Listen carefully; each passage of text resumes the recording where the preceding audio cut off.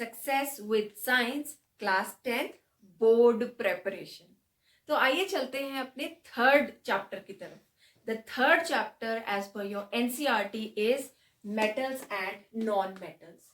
हर बार की तरह चैप्टर शुरू करने से पहले हम ये देखेंगे कि उसमें से कौन कौन से टॉपिक्स कवर करने हैं। So the topics to be covered in this chapter are first, classification of matter.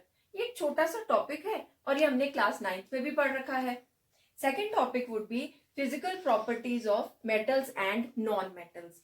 इसमें हम ये जानेंगे कि जो इलेक्ट्रिकल वायर्स होती हैं वो मेटल्स की क्यों बनी होती हैं और कौन से मेटल्स की बनी होती हैं, या हमारे यूटेंसिल्स मेटल्स के बने हैं तो क्यों बने हैं। और फॉर एग्जाम्पल आपका कोई फ्राई पैन है तो उसका हैंडल प्लास्टिक का है तो क्यों प्लास्टिक का है। All this will be covered under physical properties of metals and non metals. अब इसके साथ साथ एक और इंपॉर्टेंट टॉपिक है, that is exceptional metals and non metals. अब जितने questions physical properties of metals या नॉन मेटल्स पे बेस्ड होते हैं उतने ही इंपॉर्टेंट क्वेश्चंस एक्सेप्शनल मेटल्स पे से या एक्सेप्शनल नॉन मेटल्स में से भी आते हैं। ये 1 मार्क क्वेश्चंस होते हैं but easy to remember and very very scoring. Okay, next is chemical properties of metals. ये हम 4 पोर्शंस में पढ़ेंगे। First, what happens when metals are burnt in air. इसका कुछ पोर्शन हमने चैप्टर 1 में भी कवर किया है, for example burning magnesium ribbon in air. Then second would be reaction of metals with water. इसमें हम कुछ इंटरेस्टिंग से फैक्ट्स देखेंगे। For example, if you take a small amount of sodium metal and you throw it in water, what will you observe? What is the difference? कि अगर आपने iron का एक पीस पानी में फेंका या सोडियम का पीस पानी में फेंका, what is the difference? Okay, then next chemical property would be reaction of metals with acids. इसका भी एक थोड़ी सी इंट्रोडक्शन हम चैप्टर 1 में कर चुके हैं, इसको अब हम नेक्स्ट लेवल तक लेके जाएंगे।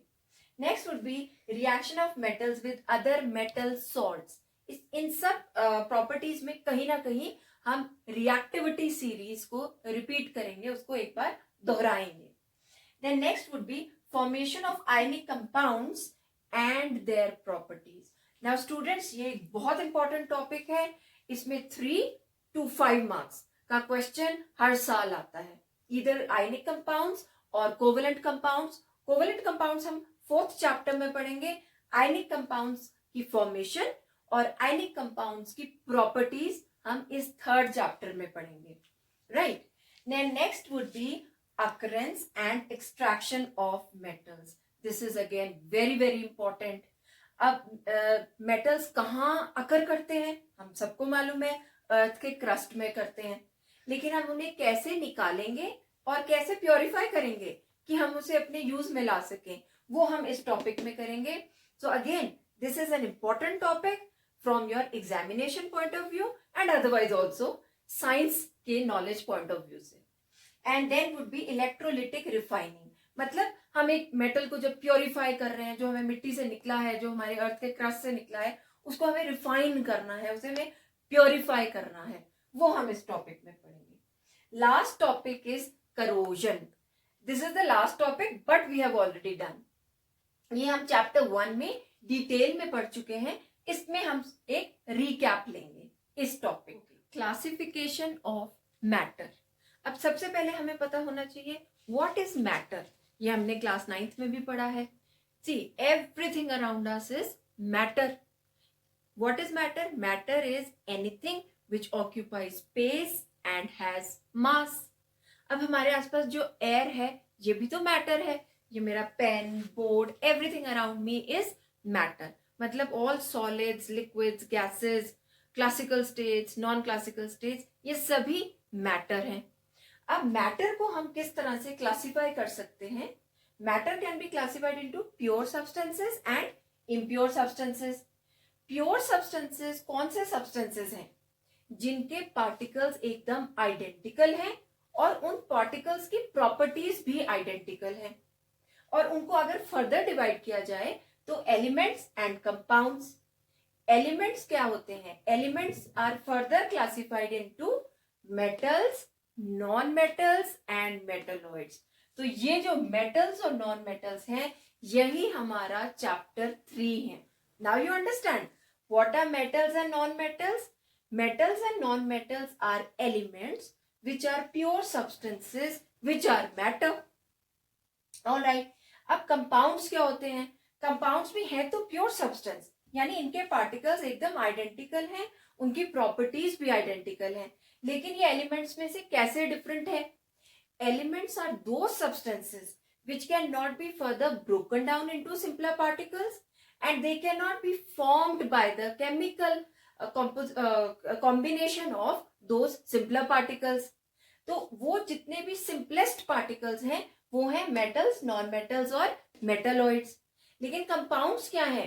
Compounds are different, made up of different particles chemically combined together in a fixed proportion by mass. जैसे वाटर, जैसे वाटर किसका बना है?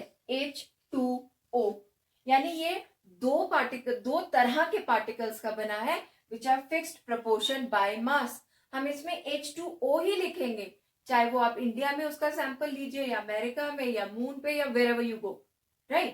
Now इसको हम H2O2 नहीं कर सकते, H2O2 से वो एक अलग ही कंपाउंड बन जाएगा। तो इसके एक फिक्स्ड प्रोपोर्शन होनी। कंपाउंड्स दो तरह के हैं, organic and inorganic. Organic compounds वो कंपाउंड्स होते हैं जो कार्बन और हाइड्रोजन के बने होते हैं। This we will study in detail in chapter 4। Okay, जब आप सीनियर क्लासेस में जाओगे तो केमिस्ट्री भी 3 स्ट्रीम्स या 3 ब्रांचेस में डिवाइड हो जाएगी। ऑर्गेनिक केमिस्ट्री, जिसमें आप ऑर्गेनिक कंपाउंड्स पढ़ोगे, इनऑर्गेनिक केमिस्ट्री, जिनमें आप इनऑर्गेनिक कंपाउंड्स के बारे में पढ़ोगे, and physical chemistry. Inorganic compounds are those compounds which have been derived from minerals or rocks and are made by the chemical composition or chemical combination of 2 or more substances. अब दूसरे तरह के substances होते हैं impure substances. Impure substances वो substances हैं जो किन्हीं दो चीजों की physical combination के साथ बने हैं, यानी they are just physically put together. जैसे मान लीजिए आयरन फिलिंग्स और सल्फर पाउडर को आप एक साथ मिक्स कर दीजिए, that becomes an impure substance or a mixture. वो कंपाउंड नहीं बना। अब ये मिक्सचर्स भी दो तरह के हैं, homogeneous and heterogeneous. Homogeneous mixtures are those mixtures which have same composition throughout. For example, salt solution or sugar solution.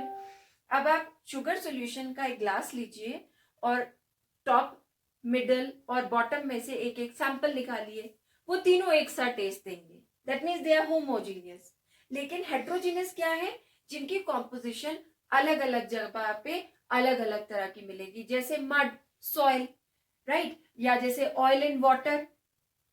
आपने मिक्सचर लिया ऑयल इन वाटर का, तो कहीं ऑयल ज्यादा है और oil will definitely separate out and with a separate boundary, तो वो किस तरह का मिक्सचर हुआ? Heterogeneous mixture. Our next topic is properties of metals and non-metals. तो आइए let us quickly go through the properties of metals and non-metals जो हमने last year class 9th में भी पढ़ी थी। Metals are those pure substances, elements which are hard generally. अब ये जितने भी हम properties पढ़ रहे हैं ये general properties हैं, इनके exceptions हम थोड़ी देर बाद just इस topic को cover करने के बाद लेंगे। तो metals are generally hard, they are sonorous. Sonorous means they produce a ringing sound tan the moment you bang them. So they are sonorous. They are lustrous, मतलब उनकी एक अपनी शाइन है, जैसे हमारे ऑर्नामेंट्स की, सिल्वर, गोल्ड, जैसी shine की बात आती है आपके माइंड में एकदम ऑर्नामेंट्स आते हैं, right? Then they are malleable. Malleable means they can be beaten into sheets. अब जो आपने हिल स्टेशंस में घर देखे हैं उनमें जो आयरन शीट्स हैं वो आयरन की क्यों बनी है? Because iron is a metal which is solid which is malleable. But ये सिर्फ अकेली प्रॉपर्टीज नहीं है, अभी हम और आगे भी प्रॉपर्टीज पढ़ेंगे। Then metals are ductile, they can be drawn into wires. अब हमारे ये क्वेश्चन का आंसर हमें मिल गया कि वायर्स जो हैं वो मेटल्स की क्यों बनी है, नॉन मेटल्स की नहीं बन सकती, Then they have high densities. Now what is density? Density is mass per unit volume. High density means थोड़ी वॉल्यूम में बहुत सारे particles. That is what makes high densities of metals. Then they have high melting and boiling points. अब इनके अगर melting points और boiling points high नहीं हो तो थोड़ी सी हीट से ये पिघल जाएंगे, right? But metals have high melting and boiling points. यही रीजन है कि हम बहुत सारी जगह मेटल का इस्तेमाल करते हैं. Then next we have that they are good conductors of heat and electricity. Now my question is, why are wires made of metals?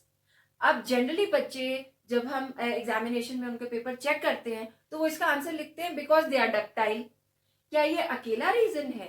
No. आप वहां लिखेंगे because metals are hard, solid, they are ductile, they can be drawn into wires, they have high melting and boiling points. नहीं तो थोड़ी सी भी wire गर्म होने से वो पिघल जाती. Conductors of heat and electricity. अब वो इलेक्ट्रिसिटी के गुड कंडक्टर है तभी तो आपने उससे वायर बनाई. ऑलराइट. सो अब इससे हमें पता चला कि अगर हम क्वेश्चन आए कि why are wires made of metals तो हम उसमें एक नहीं, दो नहीं, 3 रीजन देंगे. सिमिलरली अगर हम आपसे पूछें why are utensils made up of metals like stainless steel तो उसमें आप यही देंगे answer that they are malleable, they are ductile, they are good conductors of heat, they have high melting and boiling points. अगर उन metals का melting boiling point low होगा तो जैसे ही आप उसको गैस पे रखेंगे कुकिंग के लिए metal melt हो जाएगा. So that means then आप उसे यूज नहीं कर पाएंगे.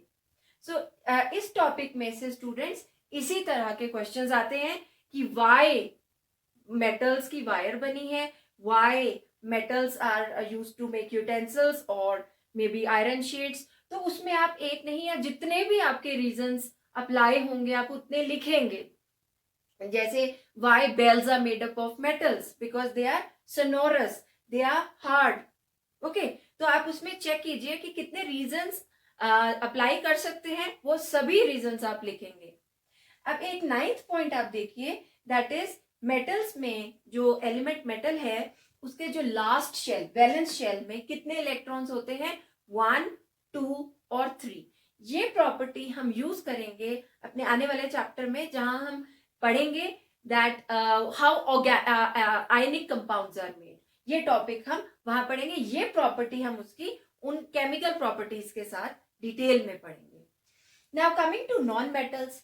नॉन मेटल्स के एकदम कंट्रास्ट हैं, एकदम ऑपोजिट हैं.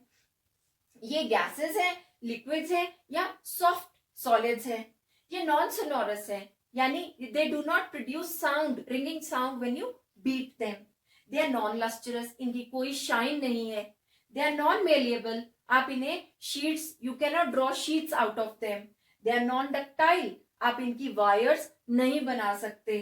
दे have low densities unlike metals. They have low melting and boiling points.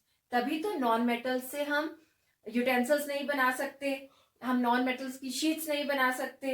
And they are poor conductors of heat and electricity. इनकी इसीलिए हम वायर्स नहीं बना सकते.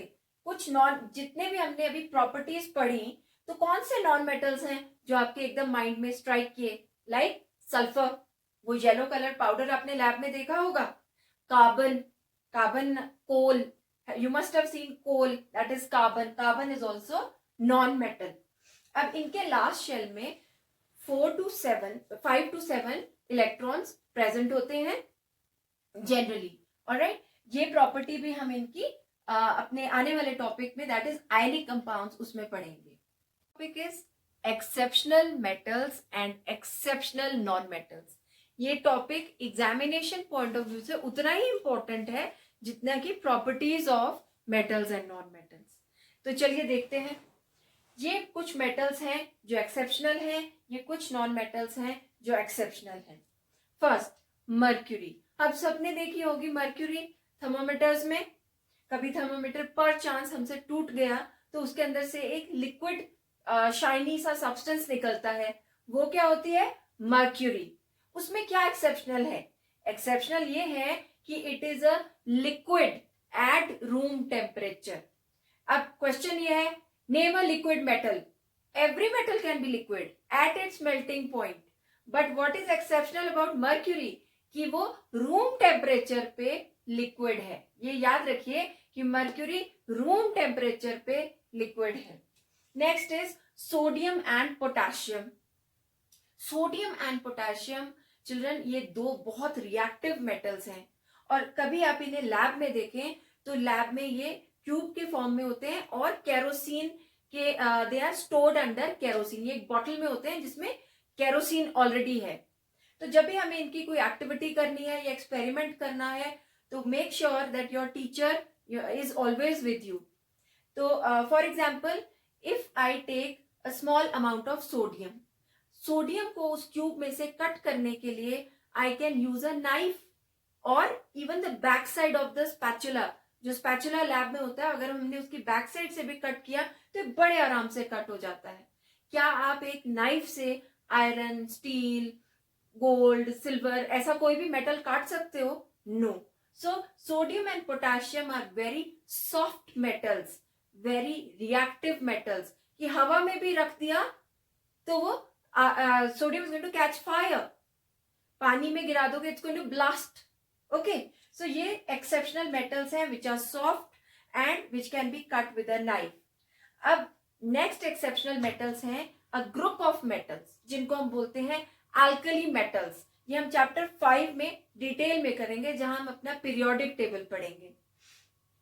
ये alkali metals they have very low densities. अब तक हमने क्या पढ़ा था? Metals have high densities, metals have high melting points. लेकिन ये सभी मेटल्स जिनको हम अल्कली मेटल्स कहते हैं इनकी लो डेंसिटीज हैं और इनके लो मेल्टिंग पॉइंट्स हैं. ये कौन कौन से मेटल्स हैं? Lithium, sodium, potassium, rubidium, caesium and francium. They all come under one category called alkali metals. अब अगले दो metals बड़े they have a very interesting exception. Gallium और सीजियम दो ऐसे अल्कली मेटल्स हैं, यदि आप उन्हें अपने पाम पे रखेंगे तो they are going to melt. क्यों मेल्ट हो गए? इनका मेल्टिंग पॉइंट इतना लो है कि आपके पाम पे रखने से ये मेल्ट हो गए. तो these are very important from those 1 mark question, fill in the blank question or multiple choice questions. Next is lead. Lead is not that pencil lead. वो lead क्या है? That's actually graphite, a form of carbon. अब lead जो metal है Pb, it is a poor conductor of heat. It is an exceptional metal. अब एक और exceptional metal है mica. mica की क्या exception है कि ये हीट तो कंडक्ट करता है लेकिन इलेक्ट्रिसिटी कंडक्ट नहीं करता. इट्स अ पुअर कंडक्टर और an insulator of electricity. Use कर सकते हैं इसे हम अपनी आयन प्रेस में यूज कर सकते हैं so that it can conduct heat but not electricity. अब वो हीट तो कंडक्ट करेगी, कपड़े हमारे प्रेस हो जाएंगे, लेकिन वो इलेक्ट्रिसिटी करंट कंडक्ट नहीं करेगा mica, so we won't get a shock. Now next is exceptional non-metals. First is bromine because it's a liquid. Second, iodine. Iodine crystals की एक अपनी shine होती है. So iodine is an exceptional non-metal. Third exceptional non-metal is carbon. अब carbon क्या है? Carbon occurs in allotropic form. What is allotropy या allotropes क्या होते हैं? Allotropy, this is the property because of which one substance can occur in two or more different forms because of the difference in the arrangement of particles. You can note this down. Carbon occurs in allotrope forms. It shows the property of allotropy. That means it occurs in two or more different forms because of the difference in arrangement of particles. जैसे इसे समझिए, जैसे carbon कुछ forms में अकर कर सकता है. Graphite जो हमारी पेंसिल के बीच में लगा होता है जिसको हम लेड बोलते हैं, दैट्स और नॉट एक्चुअली लेड, वो ग्रेफाइट होता है. डायमंड, डायमंड भी कार्बन है. Coal is also carbon. अब ये तीनों चीजें, कोल, डायमंड, ग्रेफाइट, ये तीनों चीजें कार्बन की बनी है, लेकिन कितनी डिफरेंट है? क्यों ये इतनी डिफरेंट है? बिकॉज इनके जो arrangement of carbon in diamond, in coal, in graphite is different, इसीलिए वो डिफरेंट है। अब कार्बन अपने आप में एक एक्सेप्शन है। कार्बन का एक एलोट्रोपिक फॉर्म यानी ग्रेफाइट बहुत एक्सेप्शनल है क्योंकि it's a good conductor of electricity. लेकिन ग्रेफाइट या कार्बन तो नॉन मेटल्स हैं, इन्हें तो पुअर कंडक्टर होना चाहिए, लेकिन ये गुड कंडक्टर है। Second is diamond. डायमंड भी कार्बन का बना है, लेकिन डायमंड क्यों एक्सेप्शनल है? क्योंकि it is the hardest substance that can be found on this earth. Next property is what happens when metals are burned in air. अब ये एक इंपॉर्टेंट केमिकल प्रॉपर्टी है मेटल्स की। चिल्ड्रन, नॉर्मली क्या होता है, अगर हमने मेटल्स को ऑक्सीजन या एयर में बर्न किया तो वो मेटल ऑक्साइड बनाता है, लेकिन सभी मेटल्स एक सा रिएक्शन नहीं दिखाते। Let us go by the metal reactivity series. अब ये जो मेटल्स हैं they are more reactive, right? और जैसे जैसे आप नीचे जाएंगे इस रिएक्टिविटी सीरीज में, दे आर लेस रिएक्टिव। अब इसी के अकॉर्डिंग ये भी डिफर करेंगे कि कौन सा मेटल ऑक्सीजन के साथ कैसा रिएक्शन दिखाएगा। तो सबसे पहले, all metals do not react with oxygen at the same rate. अब जो सबसे दो top most reactive metals, now these are more reactive. On the top they are more reactive and as you go down they are less reactive. तो sodium और potassium दो बहुत reactive metals हैं, और अगर हमने इन्हें एयर में एक अपने टेबल पे भी रख दिया तो what is going to happen? Reaction बहुत विग्रस होगा and sodium and potassium will catch fire, एकदम से इन्हें आग पकड़ लेगी, राइट? अब हम जैसे मिडिल रिएक्टिविटी, जिनकी मिडिल रिएक्टिविटी है, उन मेटल्स की बात करें तो वो ऑक्सीजन के साथ रिएक्ट करके मेटल ऑक्साइड बनाते हैं। जैसे copper, when treated with oxygen या बर्न्ड इन ऑक्सीजन, उसकी top layer copper oxide, copper two oxide, एक ब्लैक कलर की कोटिंग उस पे आ जाएगी। एल्यूमिनियम क्या बना देगा? Aluminium oxide. अब ये जो कुछ मेटल्स हैं जो मिडल रिएक्टिविटी सीरीज में हैं, इनके ऊपर हम क्या करते हैं? मेटल ऑक्साइड की एक कोटिंग, एक कवरिंग लेयर ऑफ ऑक्साइड उन पे लगा देते हैं, ताकि जो फर्दर लेयर है वो रिएक्ट ना करे और वो हम उसे बचा सकें from any kind of corrosion. ठीक है। अब नेक्स्ट चीज है कि मेटल ऑक्साइड्स की नेचर क्या है। ना व्हाट इज नेचर? नेचर जब आपसे पूछा जाए तो आप बताएंगे वो एसिडिक है, बेसिक है या न्यूट्रल है। अब हमने चैप्टर 2 में पढ़ा था कि metal oxides are basic in nature. यहां हम उसे थोड़ा सा हायर लेवल पे लेके जाएंगे।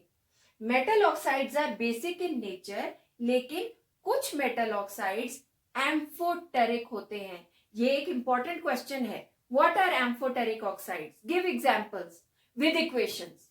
अब एम्फोटेरिक ऑक्साइड्स वो ऑक्साइड्स हैं जो एसिडिक की तरह भी बिहेव करते हैं, बेसिक की तरह भी बिहेव करते हैं, यानी वो एसिड और बेस दोनों के साथ रिएक्ट करके न्यूट्रलाइजेशन रिएक्शन दिखाते हैं, फॉर्मिंग सॉल्ट एंड वाटर। वो दो कौन से एक्सेप्शनल मेटल्स हैं, मेटल ऑक्साइड्स हैं? Aluminium oxide and zinc oxide. Please note it, aluminium oxide और जिंक ऑक्साइड दो ऐसे एक्सेप्शनल मेटल ऑक्साइड्स हैं जिनका नेचर एम्फोटेरिक है। That means they can neutralize both acids and bases to form salt and water. तो चलिए देखें, aluminium oxide अगर HCl के साथ रिएक्ट करेगा तो सॉल्ट बनाएगा, aluminium chloride and water. Aluminium oxide को अगर हमने एक स्ट्रॉन्ग बेस के साथ रिएक्ट किया, सोडियम हाइड्रोक्साइड के साथ, तो उसने एक सॉल्ट बनाया, sodium aluminate and water. Please note these two equations, ये इंपॉर्टेंट है एग्जामिनेशन पॉइंट ऑफ व्यू से, क्योंकि ये एग्जाम्पल विद इक्वेशन आता है। देन नेक्स्ट इज कि जो मेटल ऑक्साइड्स हैं, लाइक इफ अगर हम सोडियम और पोटेशियम की बात करें तो generally metal oxides are insoluble in water, they are not soluble in water. लेकिन कुछ एक्सेप्शनल मेटल ऑक्साइड्स हैं जो पानी में soluble है, हम उन्हें क्या कहते हैं? Alkali. So they, sodium oxide and potassium oxide, dissolve in water to form their respective metal hydroxides. So children, with this I rest my video for today, and today we have learned कि metals क्या होते हैं, non metals क्या होते हैं, और इसके साथ एक और term है metalloids. Metalloids are those elements जिनकी properties ना तो पूरी तरह metals की तरह है, ना non metals की तरह. Their properties are in between metals and non metals, and we have so far 7 metalloids. We have categorized 7 metalloids in our periodic table. जैसे cesium, gallium, there are 7 in all. अब after metalloids, what we learned was the properties of metals, the properties of non-metals, उनकी exceptions, और ये हमारी पहली chemical property थी metals की, that how they react or they burn in air, right? और जैसे जैसे हमारी series में हम we start going towards the bottom, हम देखते हैं कि reactivity कम होती जाती है. And if I talk about gold, platinum, silver, तो they do not react with oxygen. उनका oxygen, you cannot burn them in oxygen. वो burn नहीं होगा oxygen में. They will not react with oxygen to form metal oxide. So thank you children and have a nice day.